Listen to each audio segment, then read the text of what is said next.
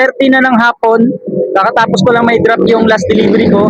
At nakakuha tayo ng dalawang four bookings ano. So dalawang multiple bookings na puro taga-apat ang dala ko kanina. So may total bookings ako na i-deliver na 8. So ang total nun is kulang-kulang mahigit 800 pesos din ano. Ito yung bookings, ito yung fare na natapos ko ngayong araw. So nagsimula ako ng 9 ng umaga, nag-pick up ako sa Marikina no. At ayan yung fare ko. Ayan, dalawa na yan. So, yun lang guys, maganda yung kitaan sa SFD. Tsaka nga pala guys, good news to sa mga taga Bulacan area.